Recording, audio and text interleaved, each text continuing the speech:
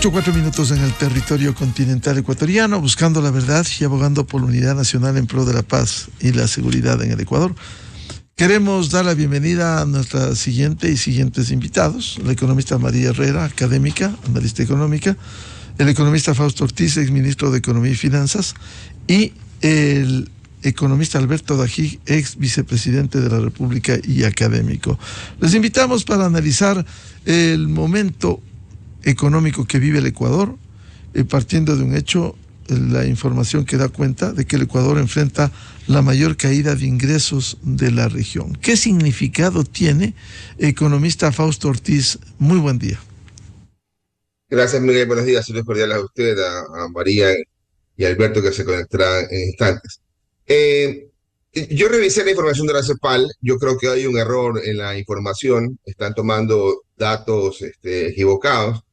Y es consecuencia de que el año 2022 se registraba todavía la cuenta que se llama financiamiento de derivados importados en el presupuesto del Estado, y que el año 2023 se la eliminó, y ahora estamos trabajando sin esa cuenta, que hacía mucho ruido porque ponía cuánta plata destinaba para financiar derivados importados y cuánta plata ingresaba y salía. Es decir, era una cuenta igual en ingresos y gastos.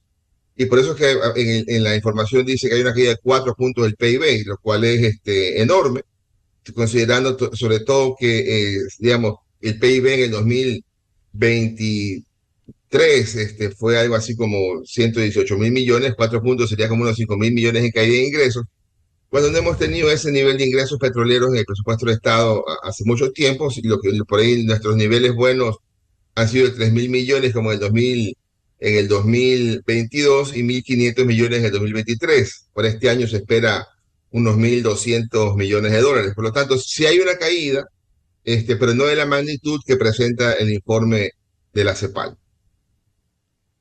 Es decir, ¿no serían datos que permitan configurar que el Ecuador ha tenido la mayor caída de ingresos, economista Ortiz? No, es básicamente por lo que le señalaba. El registro estadístico del 22 y 23 a nivel de las cuentas fiscales no son comparables, porque se empezó a registrar el financiamiento de derivados desde el 2008 y terminó de registrarse en diciembre de 2022. Por lo tanto, cuando uno compara datos del 22 y 23 sin hacer la exclusión de la cuenta de financiamiento de derivados importados, está haciendo una mala comparación, y creo que es lo que le ha pasado a la CEPAL en ese reporte específico, donde muestra una gran caída de ingresos petroleros que no es tan abultada. Por ahí sí hay una caída de 1 punto del PIB, y quizás en los ingresos tributarios también hay una leve caída, como se señala. Bienvenida al economista María Herrera, académica. Aun cuando no sea de la dimensión, si es que no había un cotejamiento de las cifras, de cualquier manera hay una caída de la economía ecuatoriana y un crecimiento muy modesto que se prevé de la economía. Buen día, economista Herrera. Buenos días, Miguel, y buenos días con todos. Efectivamente, más allá de la precisión que acaba de hacer Fausto, yo creo que la situación económica del Ecuador se torna cada vez más crítica.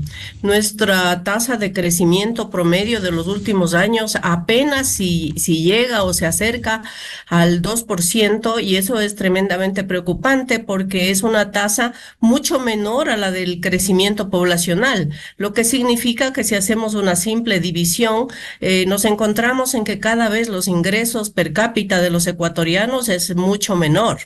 Y por otro lado, también obviamente todas las circunstancias que estamos viviendo, como por ejemplo la disminución de la producción petrolera, la disminución de los ingresos, no obstante el incremento del IVA, no obstante los ingresos previstos por los impuestos que se les ha puesto a las diferentes empresas, pero que cada vez los egresos o los gastos públicos son mucho mayores, nos hacen pensar, nos hacen colegir que efectivamente la economía ecuatoriana sigue sin rumbo, va por un mal camino. La debilidad en la inversión, tanto nacional como extranjera, nos llevan a pensar que el Ecuador no despega. Hemos tenido la esperanza de que tal vez con estas últimas medidas económicas que se han tomado, podría haber una un indicio de recuperación. Pero si bien nosotros estamos preocupados por disminuir el déficit fiscal, que como lo hemos mencionado es un problema de los más importantes, también a la par y con estas últimas medidas que se han tomado, con el 15% del IVA, con el crédito que el Fondo Monetario está haciendo al Ecuador, podríamos pensar que tiene que por el otro lado, asistirse al sistema productivo, buscar un nuevo camino que nos lleve a una activación productiva, porque lo que en este momento le está pasando a la economía es simplemente vivir una economía del día a día, con limitaciones tan fuertes que apenas nos alcanzan, si es que nos alcanzan, para cubrir las obligaciones tanto nacionales cuanto internacionales y para no caer en default. Porque de los mismos 4.000 millones que el FMI nos ha ofrecido desembolsar en los próximos 4 años, incluido tenemos que pagar tanto amortizaciones cuanto capital. Entonces, no hay un fondo que permita la inversión pública nacional y no hay un camino, un indicio de que pueda venir la inversión extranjera para que pueda reactivarse la economía. De forma que si antes estuvimos preocupados por lo que puede suceder a la economía ecuatoriana, hoy personalmente me siento doblemente preocupada porque con toda la situación adicional política, pero que influye directamente en la economía, no hay visos de que podamos tener una solución en el corto plazo ni en el mediano, a mi criterio. Bienvenido al economista Alberto Dajic, ex vicepresidente de la República. ¿Cómo mira el panorama económico y esta situación que se ha reflejado en la disminución no solo del crecimiento económico, sino incluso del Producto Interno Bruto? Buen día. Bueno, gracias Miguel, un saludo a María y a Fausto, que estoy básicamente de acuerdo con lo que han expresado y voy a hacer ciertas precisiones adicionales, más allá de si hay un error o no de la CEPAL. La situación fiscal del Ecuador es absolutamente crítica, ¿verdad? Y voy a tomar el tema del crecimiento expresado por María. El Ecuador no puede crecer, no va a crecer. Y no puede crecer porque para crecer se necesita inversión. No se crece con leyes, no se crece con discursos, no se crece con buenas intenciones. El empleo y el crecimiento requieren inversión y el Estado no puede invertir. ¿Por qué no puede invertir? Porque regala en subsidios 10.000 millones de dólares al año y es incompatible la posibilidad de invertir con regalar esos subsidios. Si el sector privado no invierte lo suficiente porque la estructura de tasas de interés del país es irracional. Miren ustedes un país como Panamá, que está bien dolarizado, no mal dolarizado como el Ecuador. No hay control de tasas de interés, hay libertad de flujo de capitales. Nosotros no logramos entender en el Ecuador que solo una economía libre es la que lleva finalmente al crecimiento y a la reducción de la pobreza. ¿Cuál es el programa económico? Teóricamente, antes de los apagones, crecimiento del 0.8%. ¿Va a crecer 0.8% la economía? No. Va a crecer menos, porque hubo apagones y habrá apagones. Entonces, si la economía crece al 0, y como decía María, la población crece al 1.4 o 1.5, cada ecuatoriano al final del 2024 será más pobre. Pero añado algo a lo que dijo ella. Habremos aumentado la deuda en alrededor de 3.000 millones de dólares. Con lo cual, la deuda en relación al tamaño de la economía habrá aumentado muchísimo. Y en relación al PIB de cada individuo habrá aumentado todavía más. Eso no es viable, Miguel. Eso no es sostenible. Hace rato que esto no es sostenible. Y cuando se dice que estamos apenas cumpliendo las obligaciones, es a medias. porque nadie habla de los 5.000 millones de dólares de atrasos que hay en la economía. El Estado debe 5.000 millones de dólares a la Seguridad Social, a los hospitales, a Solca, a la Junta de Beneficencia, a la Cruz Roja, que no cobra desde junio la sangre que le ha entregado a los hospitales públicos para que pueda haber cirugía. Pero sí hay plata para que los contrabandistas se lleven los combustibles y el gas. Entonces, esto es insostenible, no va a haber crecimiento, no puede haber crecimiento, y encima de esto vamos a desarmar el Yasuní, con lo cual todo el aumento del IVA, óiganme, estimados escuchas de Radio Democracia, todo el aumento del IVA será solo para compensar los ingresos fiscales que venían del Yasuní, pero no vamos a poder compensar los dólares de la balanza de pagos que el Yasuní genera. Con eso, el riesgo país volverá a aumentar, porque no somos financieramente viables. Entonces, o entendemos de una vez por todas que aquí hay que hacer cambios estructurales a fondo y sin tibiezas, o vamos camino a una crisis como la del año 99, qué sé yo, que será dura para toda la población. Economista Dají, ¿y cuáles debieran ser, de una vez para decirlo, los cambios estructurales que requiere el Ecuador? La reforma al sistema de pensiones, que no aguanta más. Todos los sistemas de pensiones del Ecuador se tienen que reformar porque son insostenibles. El Estado no tiene el dinero para aportar lo que la ley dice que debe aportar a esos fondos. Sencillamente ese dinero no hay. Hay que reformar la estructura de tasas de interés y hacer las tasas libres. Hay que reformar completamente el sistema de subsidios para focalizar solo aquello que va a los pobres y no entregar un centavo a quienes no son pobres. Hay que reformar la legislación laboral para poder tener flexibilidad, y hay que hacer un estudio verdaderamente serio de la estructura del Estado para, con los recursos que se obtengan de esa reforma, empezar a generar la caja para liquidar el personal que no es necesario. Porque cuando se habla, Miguel, de liquide personal, baje el personal, usted necesita caja para poder liquidar. Y si hay 5.000 millones de dólares de atraso, por Dios, ¿dónde está la caja para liquidar personal? Economista Fausto Ortiz, a ver, el país, ¿qué debiera hacer? ¿Te coincide estos cambios estructurales que debía hacer desde mucho antes? ¿Qué tiempo venimos hablando de la reforma a las pensiones jubilares? El tema de los subsidios, la reforma laboral. Venimos hablando tanto tiempo y no hay manera de implementar. ¿Cómo hacerlo? Sí, mira, cuando uno chequea la carta de intención de Ecuador en el 2003, ¿verdad? Y la mira con la que será la carta de intención del año 2024, seguramente es lo mismo. En el 2013 se señalaban exactamente los mismos problemas.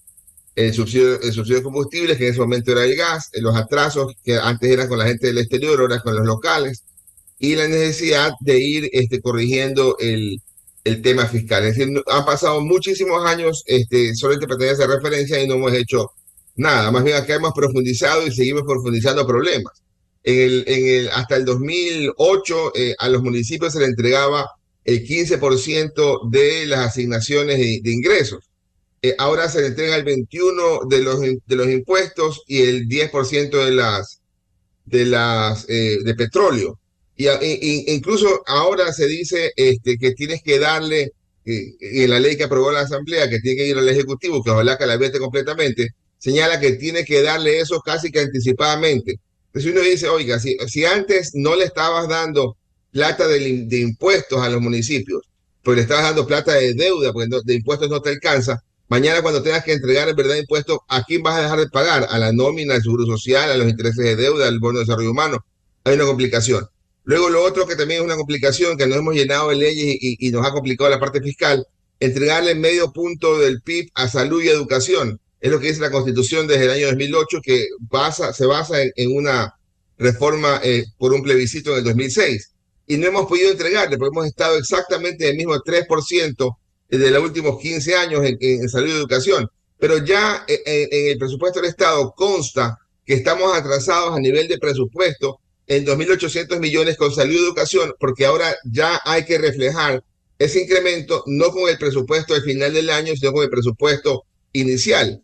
Porque la trampa era que lo hacías con el presupuesto al final del año cuando decías, mira, no te pude dar, por lo tanto volvamos a intentarlo.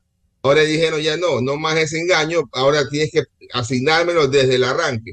Y como no puedes dar, cada presupuesto del Estado está arrancando con 1.500 millones de dólares de atraso. Por lo tanto, va a llegar en el 2025 que la plata que no le entregas a salud y educación va a superar los 3.500 millones de dólares que recibe cada uno de los dos sectores. Es decir, hay que corregir algunas cosas y hay que sincerarlas, ¿no? Es insostenible, como bien planteaba Alberto, pero hay que empezar a sincerarlas para tratar de hacer esto menos proclive a que mañana tengamos que ir saliendo de un esquema que nos ha mantenido con una estabilidad bastante buena, que es la dolarización. En el tema de seguridad social, en la carta de intención con el Fondo Monetario del 2019, el Fondo y Ecuador hablaban y decían, ubiquemos la problemática del seguro social en la carta de intención para que la población entienda de que estamos en algún problema. Y el gobierno de turno prefirió sacarla.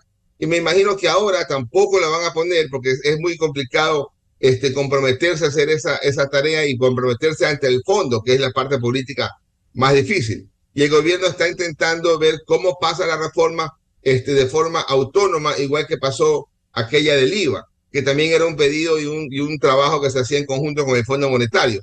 Entonces, hay algunas cosas que hay que ir corrigiendo, porque si no, esto es insostenible, porque hemos venido bajando el gasto frente al Producto Interno Bruto en los últimos tiempos, como consecuencia de ir dejando de hacer la obra pública, ¿no? La obra pública este año apunta a 1.700 millones de dólares, el año pasado fue 1.300, pero es ridículamente pequeña frente a la necesidad que tiene la economía, y el gasto que estamos haciendo hoy día en obra pública, que serán 60 millones de dólares en el primer cuatrimestre, es menor que los 280 que hacía un par de años atrás. Economista María Herrera, estos temas estructurales, ¿cómo debieran ser afrontados? Lo que está en análisis, la reforma, esto que constituye una carga durante décadas, la reforma al sistema de pensiones, el tema de los subsidios, que no podemos finalmente al menos focalizarlos y dejar de beneficiar al contrabando, y la reforma laboral también, que está allí pendiente. A ver, Miguel, si me permite, yo quisiera añadir algo a lo que se dijo. Y es que en realidad el tema de los subsidios tiene que terminarse de una vez por todos. Entendemos, como dijo Alberto, el subsidio del 40% al Instituto Ecuatoriano de Seguridad Social que no se puede cumplir tiene que anularse. El sistema de pensiones tiene que funcionar por sí solo.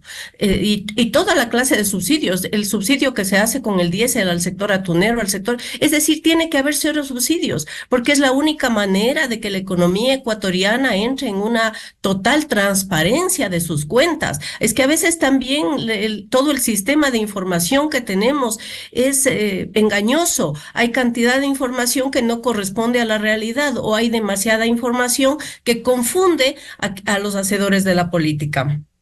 Luego también en este mismo tema yo creo que es importante que tomemos conciencia que la demanda mundial de petróleo todavía está en alza. Estamos nosotros en contradicción con un tema global.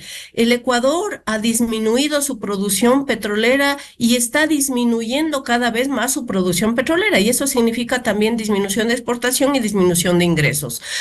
¿Y por qué se hace eso? Porque simplemente, según los técnicos, hay pozos petroleros que están parados porque por falta de inversión en el petróleo no podemos explotar de la manera que se debería hacer. Entonces, si el petróleo todavía constituye para la economía ecuatoriana un rubro de suma importancia, ¿por qué no buscamos la manera de que inversión privada llegue al sector petrolero y seguimos exportando petróleo? No tenemos, o no podemos, más que tenemos, no podemos oponernos a una tendencia mundial, máximo si tenemos nosotros reservas petroleras que pueden solucionarnos un poco la vida. El tema ahí es el que La explotación se haga de acuerdo a las normas internacionales y ambientales que nos permitan, obviamente, tener un respeto por la naturaleza y no ir en esa contradicción clara que afectaría al medio ambiente.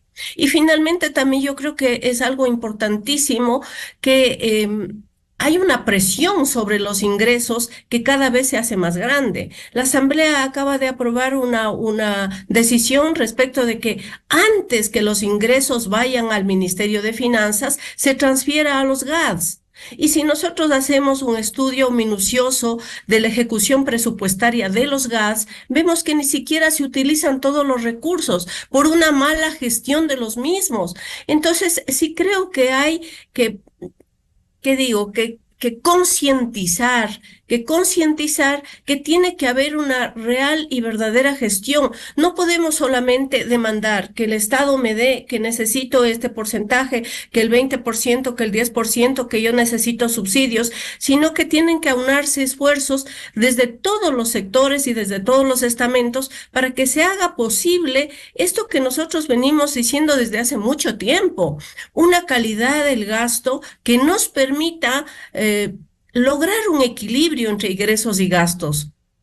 No es solamente aumentar los ingresos, hay también que cualificar el gasto. ¿Y cómo se cualifica el gasto? También con una buena gestión. Y eso de la buena gestión incumbe a todo, incumbe a la seguridad social, incumbe al gobierno central, incumbe a los gobiernos seccionales, absolutamente a todos. Entonces yo creo que estas reformas estructurales tienen que estar apoyadas con esta forma, con esta metodología, para que nosotros podamos realmente ver resultados diferentes. Porque como se ha mencionado también muchas veces, si seguimos aplicando la misma metodología, si vamos por el mismo mal camino que venimos haciéndolo, los resultados siempre serán los mismos.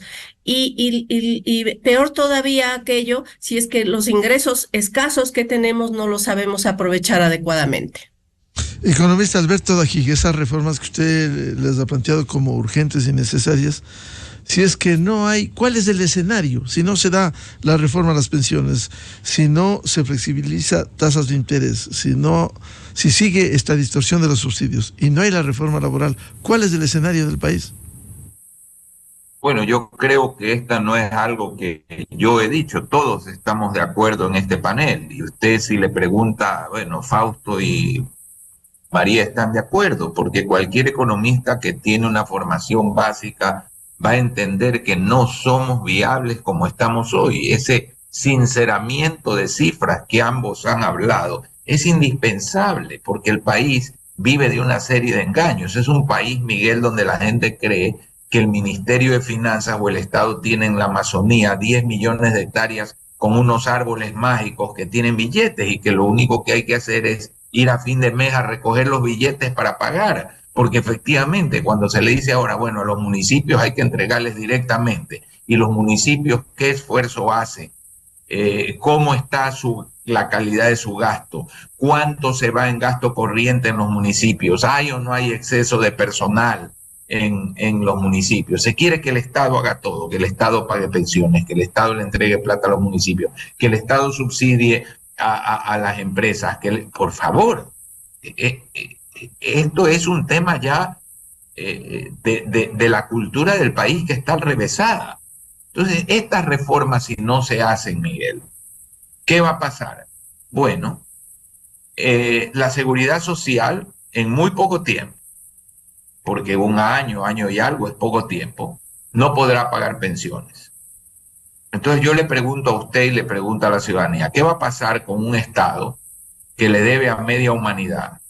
No paga para servicios médicos, no paga a Solca, no paga a los hospitales, no paga a la seguridad social. Y al mismo tiempo, la seguridad social no paga pensiones. ¿Qué va a pasar ahí? Bueno, las presiones, como decía Fausto, para salir de un sistema monetario como la dolarización serán muy grandes. Demasiado grandes, o puede afectarse tremendamente la calidad de la cartera bancaria, que ya se está afectando, porque cuando usted tiene, como hoy existe, una masa de atrasos tan gigante del Estado para con el resto de la sociedad, alguien no está pagando también sus cuentas. O sea, a usted el Estado le debe, usted le debe a alguien, porque usted con esa plata usó empleados, tuvo que pagar insumos, etcétera. Entonces, tome el caso de la Junta de Beneficencia. La Junta de Beneficencia, entre bonos que se le han entregado y entre deuda de atrasos, hay más de 300 millones de dólares. Bueno, ¿qué ha hecho la Junta de Beneficencia básica en los servicios de salud de Guayaquil? Se ha ido reduciendo, ha despedido cualquier cantidad de gente. Bueno, esa gente que ya no tiene empleo y no paga sus tarjetas, o no, pues, este es un efecto multiplicador. Entonces, no es posible sostener una crisis fiscal de este tamaño que va a terminar poniéndole a la sociedad unas presiones enormes para decir, bueno, vamos a tener que imprimir billetes, que en cierta manera ya se está dando porque el Ministerio de Finanzas está pagando muchas cosas con bonos, Miguel. Y cuando la gente que recibe esos bonos los quiere vender, pierde el 13 o el 14%. Bueno, esa ya es una moneda paralela. Pues a mí me deben 100 y me pagan 85 o 86, como los patacones argentinos. Pues.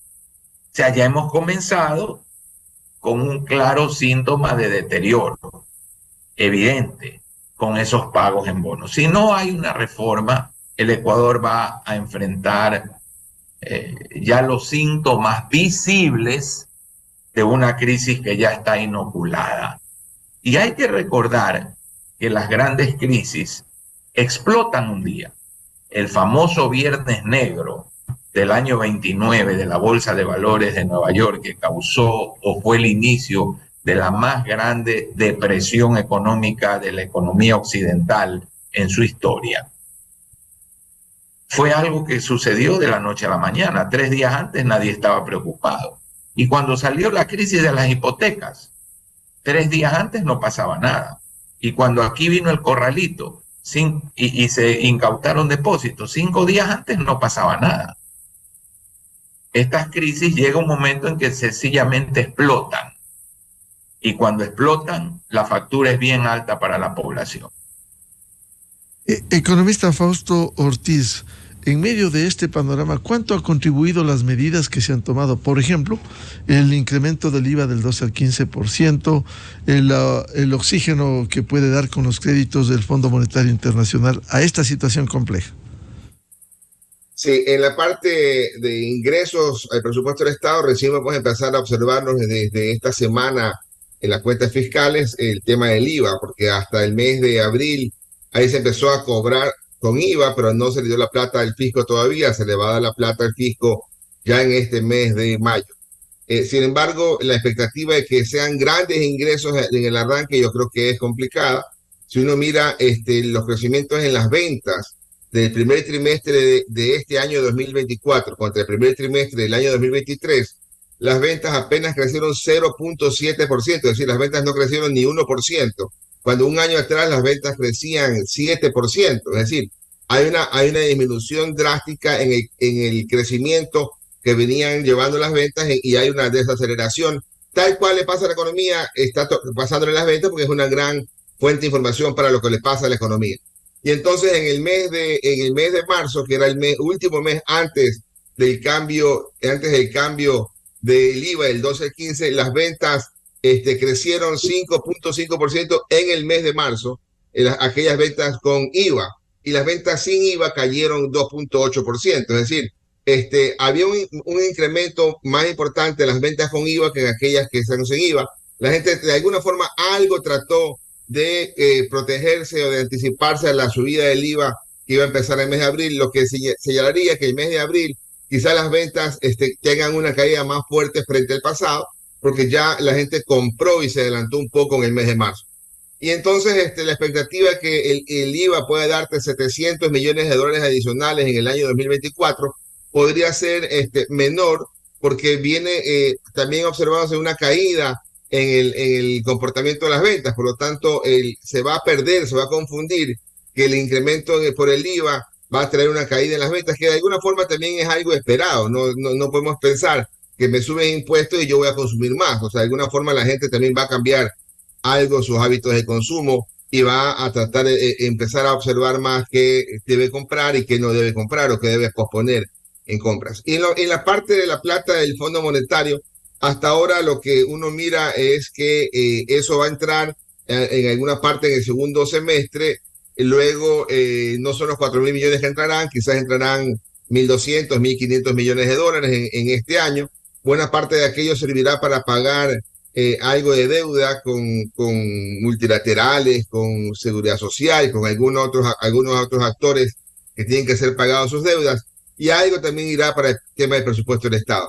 En este mes de mayo han ingresado ya más de 1.200 millones de dólares de financiamiento, de los cuales también ya se han pagado cerca de 500 millones en amortización. Entonces, si uno se da cuenta, siempre entra plata, pero también tiene que ser atendida el tema de amortización, porque los 11.000 millones de dólares de financiamiento que se necesitaban para este año es mitad y mitad, ¿no? 5.000 millones para el déficit y 6.000 millones para la amortización de deuda. Entonces, esa plata tiene que irse combinando. La parte complicada es que no vemos una señal clara de parte del gobierno que diga, mira, este es mi plan para reducir los atrasos, ¿no? Eran 5.000 millones el 1 de enero, han bajado un poquito entre enero y febrero, pero los atrasos en el 2024 son incrementados 1.500 millones de dólares adicionales. Es decir, uno podría tener en realidad no solo 5.000, sino que deberíamos estar bordeando ya quizás 5.500 o quizás hasta 6.000 millones de dólares los atrasos. Y eso le causa un daño terrible a la economía, que la banca lo siente. Por ejemplo, hasta el mes de marzo, es mi último dato, no tengo el dato hasta abril, no lo he sacado todavía, el crédito solo creció 8% y los depósitos solo crecieron 3%. O sea, están creciendo muy bajito los depósitos, y a ese ritmo, en verdad, no vamos a ninguna parte y se va consolidando con más fuerza que el crecimiento económico va a estar entre los datos que nos da el Fondo Monetario, que es 0.8, y el Banco Mundial, que es 0.7%, ¿no? El Fondo Monetario dice 0.1, ¿no? Entre el 0.1 del PIB y 0.7 es el crecimiento, de lo que más o menos iremos consolidando, y ojalá no caigamos en zona negativa, porque sería mucho peor todavía.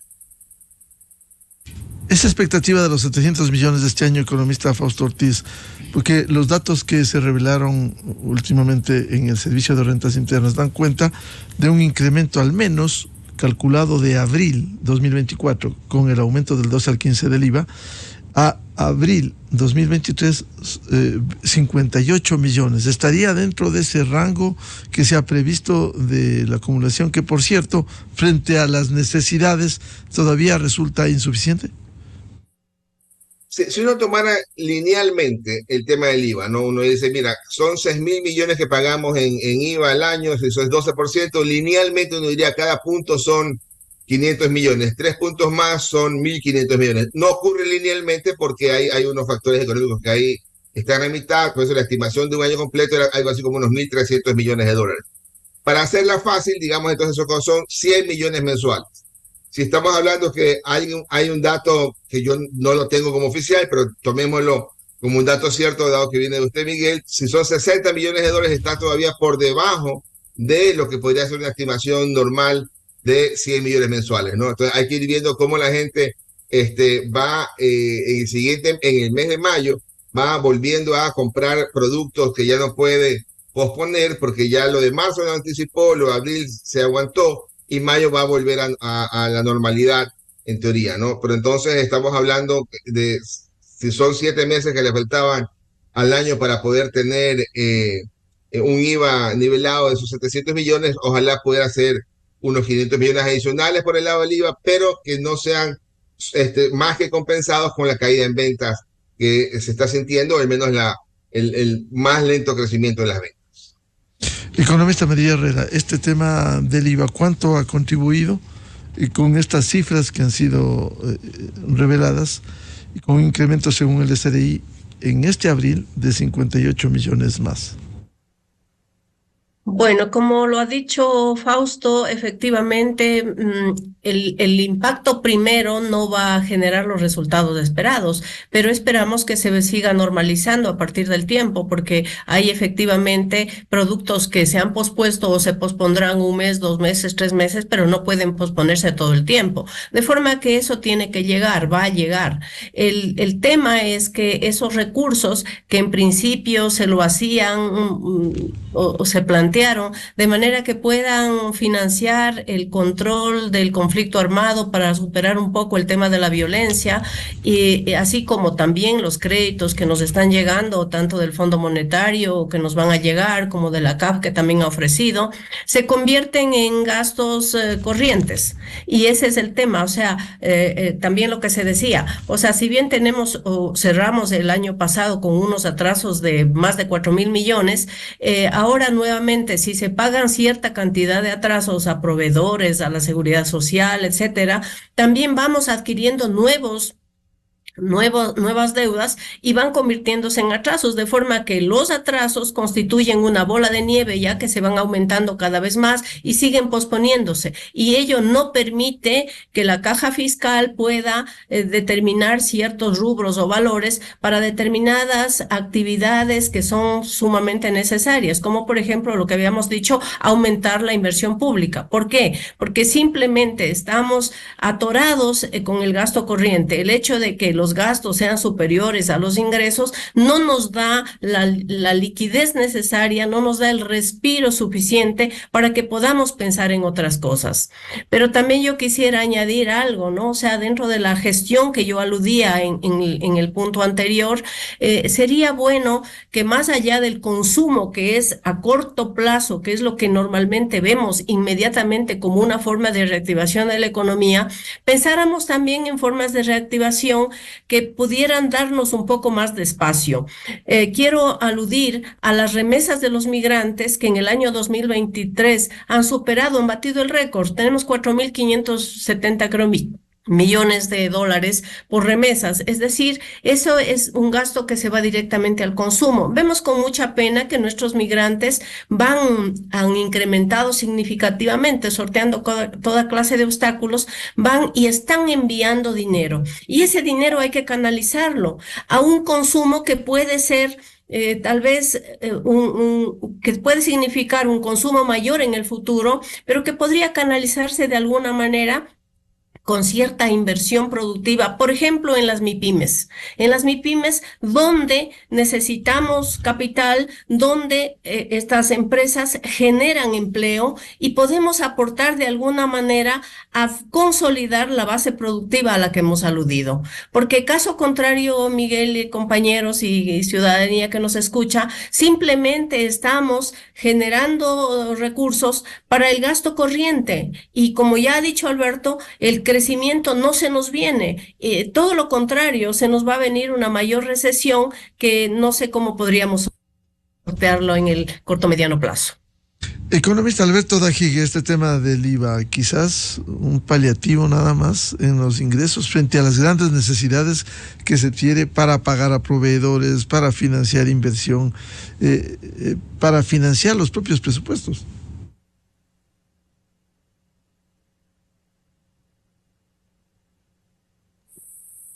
Yo tengo una modesta experiencia de haber estado en varias funciones del sector público.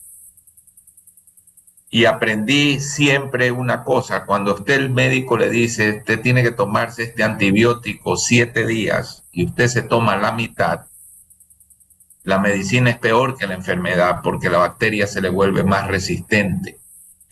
Y si usted tiene que hacer un puente de 1.000 metros y tiene hechos 500 metros perfectos, no es que por ahí van a pasar la mitad de los vehículos, no pasa ninguno.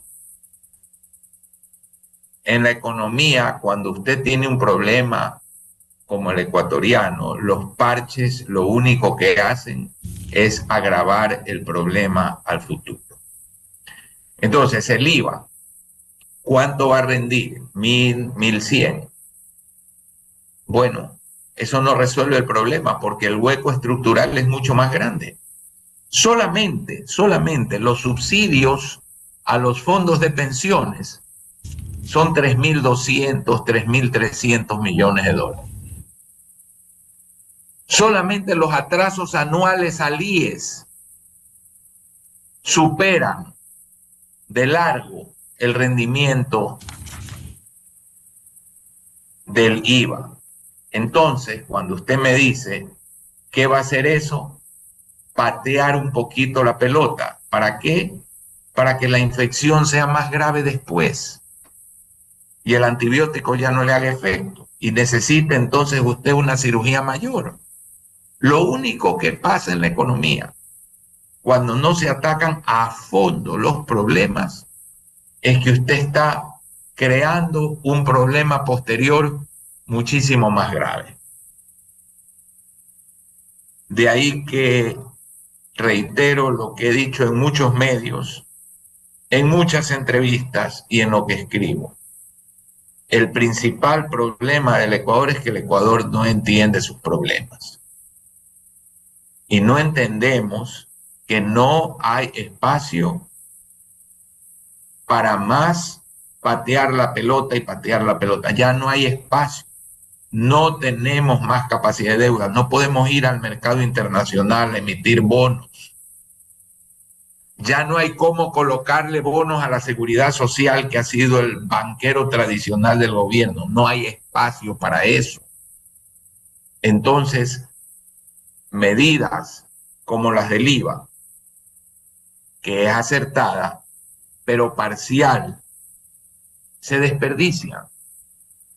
Porque después la gente dice, ve, ya subieron el IVA y no pudieron. Entonces, ¿para qué van a hacer algo más? Es que cuando usted tiene un problema como el problema ecuatoriano, tiene que ir con una receta que cure a fondo la enfermedad.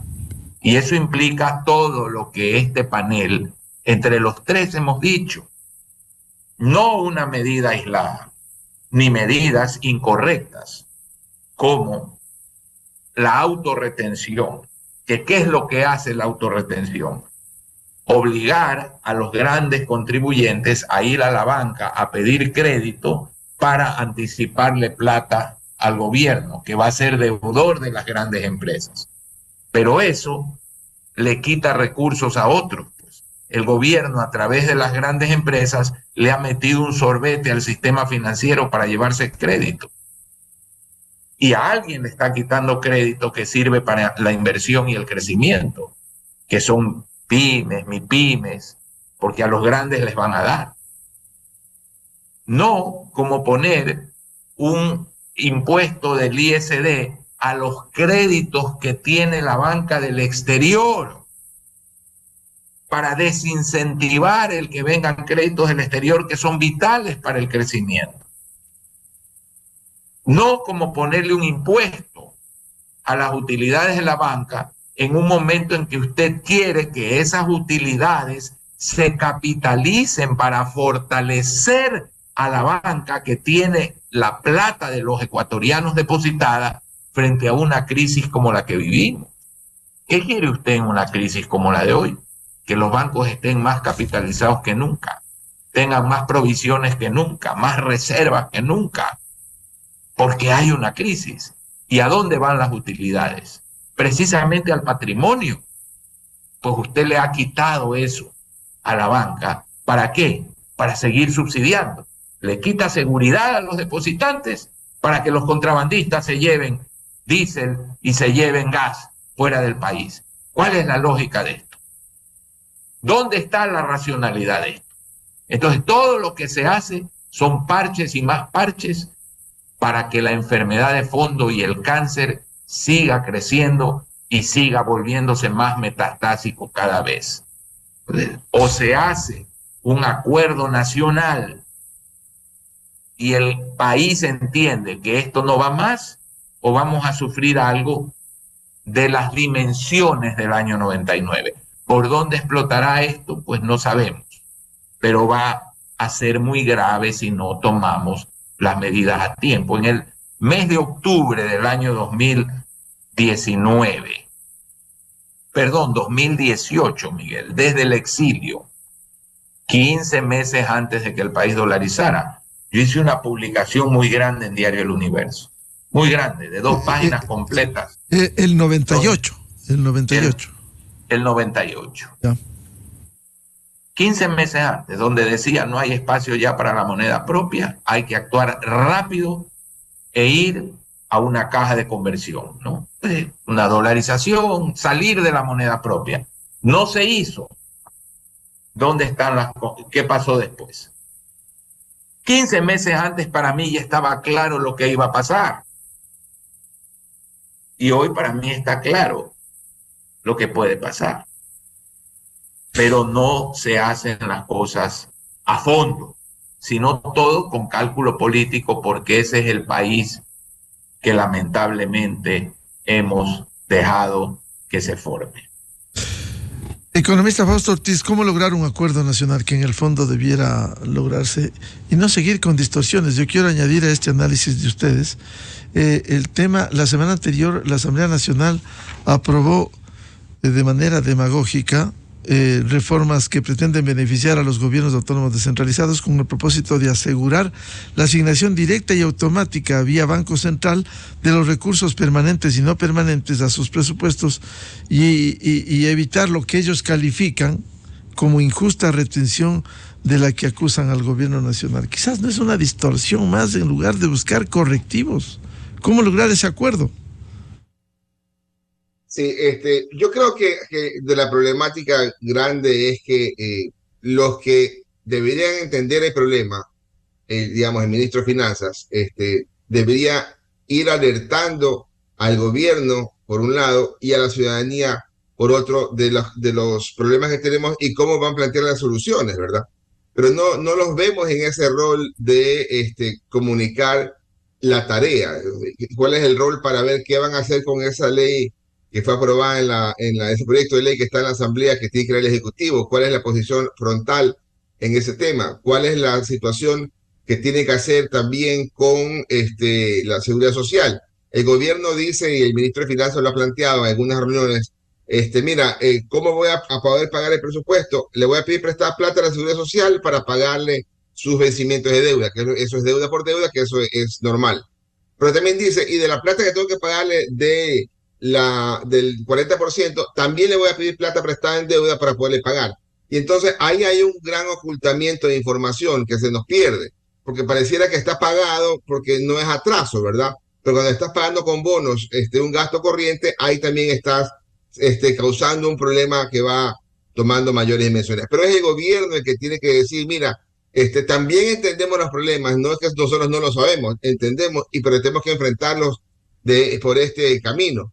Y eso de alguna forma es lo que te trata de presionar el Fondo Monetario para que sinceren los problemas, para que le diga a la ciudadanía, mira, estas son las cosas que te estás comprometiendo a hacer y lo haces ante el multilateral que te va a prestar plata y también hazlo frente a la población. Pero la población, en vez de decir, sí es cierto, aquí hay un problema que hay que corregir, entonces se indignan y van a la embajada americana a tirarle piedra para que se las manden al Fondo Monetario Internacional. Es decir, la política va ganando ese espacio que no debería ser perdido por la parte económica y la problemática social. Pero ese es nuestro país, hemos visto esto por mucho tiempo. Alberto lo ha señalado desde hace mucho tiempo atrás, inclusive él estaba vicepresidente cuando estaba en Sucre, que era una cosa mucho más complicada seguramente que el manejo actual en dólares, porque tienes hoy día menos variables que controlar que en el pasado, pero seguimos en la misma problemática en donde la política es el pan nuestro cada día y no trata de corregir.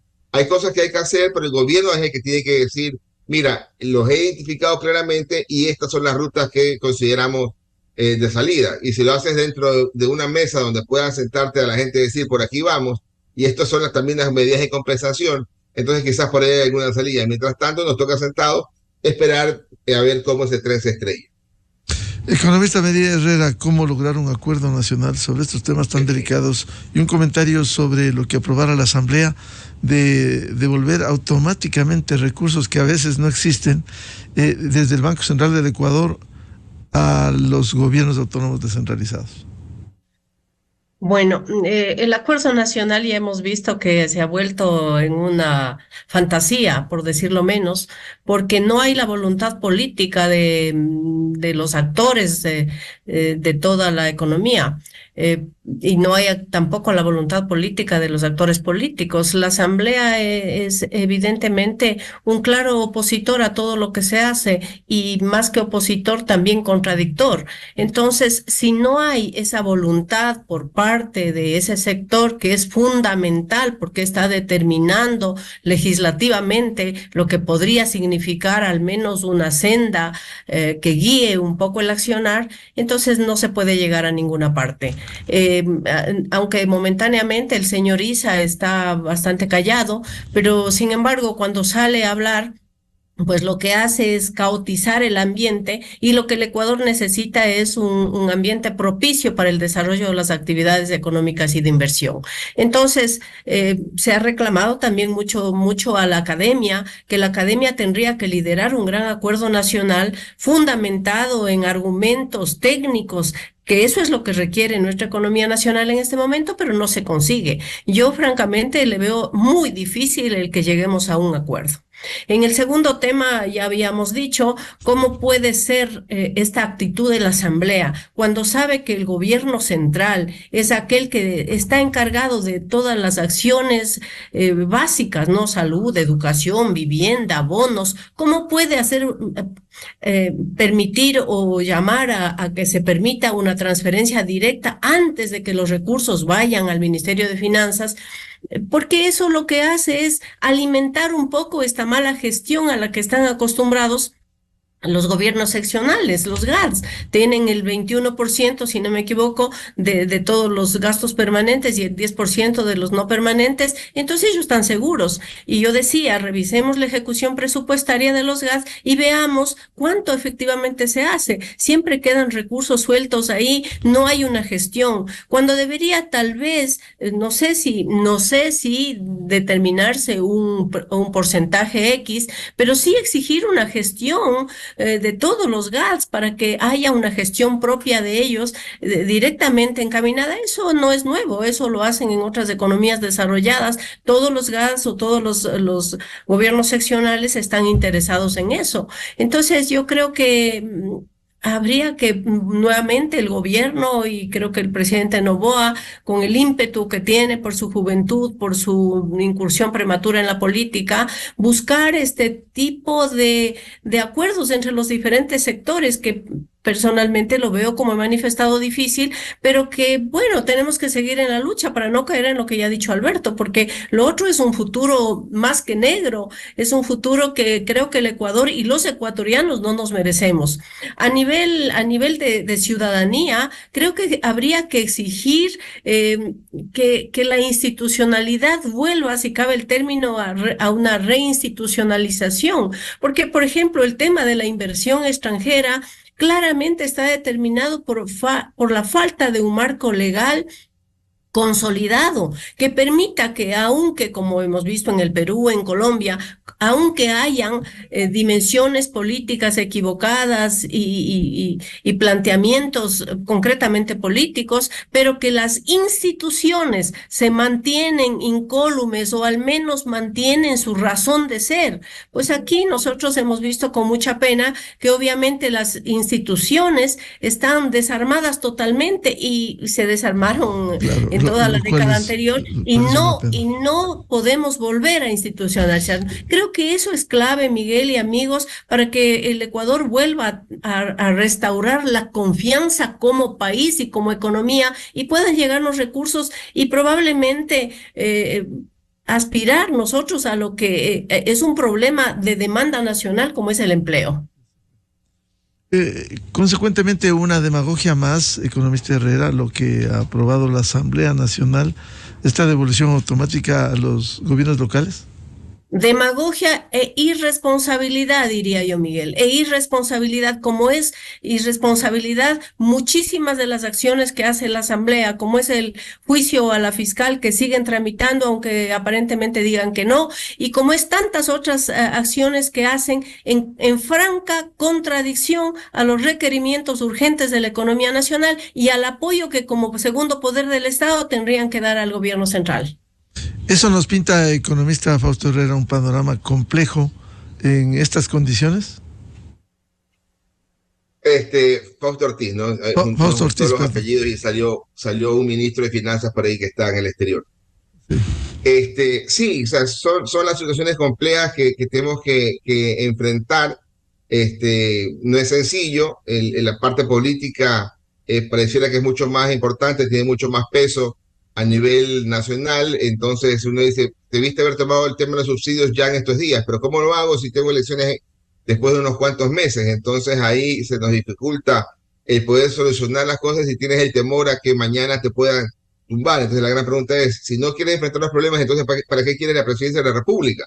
Ojalá se entienda de que es importante enfrentar los problemas ahí, quizás no todos, pero empezar el paso en el tema de subsidios. Ojalá la gasolina extra en estos días, y que son 1.300 millones de galones que se consumen al año, y ojalá el plan de focalización del diésel también pronto, que son 1.600 millones de galones de diésel que se consumen al año, que eso se configura al precio actual del petróleo, que está bordeando los $85, se configura quizás en más de 3.000 millones de dólares en un periodo corto de tiempo, ¿no? Y entonces son las cosas que estamos a la espera de ver. Venimos hablando de esto hace mucho tiempo, y ojalá que las autoridades puedan enfrentarlo y señalarnos cuál es el camino que quieren tomar. Muchas gracias por estas reflexiones en torno a una situación económica que es bueno visualizarle en su real dimensión. Muchas gracias al economista Fausto Ortiz, exministro de Economía y Finanzas, la economista María Herrera, académica, y el economista Alberto Dajig, ex vicepresidente de la República. Muy amables por sus valiosos aportes. Gracias también. Gracias también, Miguel. Buenos días. Con esto cerramos la jornada de entrevistas y debates, la opinión diversa y libre en la revista de Opinión Democracia. Les recomendamos, ya viene en Exa FM, el show de la papaya. Y a los miles de seguidores de la revista de Opinión Democracia, muy gentiles, les deseamos un feliz martes a todos. Muy buen día. La revista de Opinión Democracia, buscando la verdad en todas partes. Bonjour y Quesos Kiosco presentan El universo naranja vuelve a tomar forma una vez más. Las estrellas se alinean en perfección.